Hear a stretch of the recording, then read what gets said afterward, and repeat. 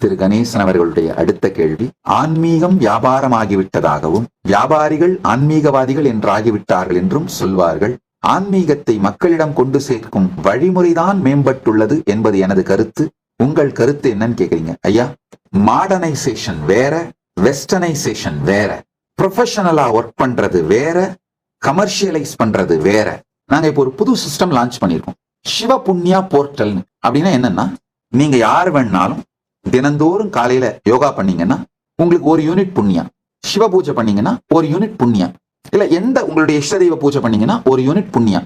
எங்களுடைய எந்த ஆதீனத்துக்கு வந்து ஏதாவது ஒரு வாலண்டியர் சர்வீஸ், அன்னதானம் பண்றது, இதெல்லாம் பண்ணீங்கன்னா ஒரு யூனிட் புண்ணியம்.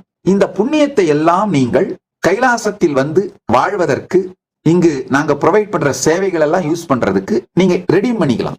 இந்த பிளைட் பாயிண்ட்ஸ் மாதிரி எங்கயா, இந்த பிளைட் ஃப்ரீ மைல்ஸ்ன்றாங்க இல்லையா, அந்த மாதிரி. இப்போ இந்த புண்ணியத்தை சம்பாதிக்க நீங்கள் ஒரு பைசா பணம் கூட செலவு பண்ண வேண்டியதில்லை. நீங்க யோகா பண்ணா எனக்கு ஏதாவது வருமானம் இருக்கா? கிடையாது. நீங்க பூஜை பண்ணா கைலாசத்துக்கு ஏதாவது பொருளாதார ரீதியா வருமானம் இருக்கா? இல்ல. நீங்க பூஜைக்கு உபயோகம் பண்ற பொருட்களை கூட நாங்கள் விற்பது கிடையாது. எங்க கிட்ட இருந்து சந்தனம், குங்குமம், விபூதி, இந்த பூஜை பொருட்கள் எல்லாம் வாங்கி நீங்க பூஜை பண்ணாதான் உங்களுக்கு புண்ணிய யூனிட் கிடையாது.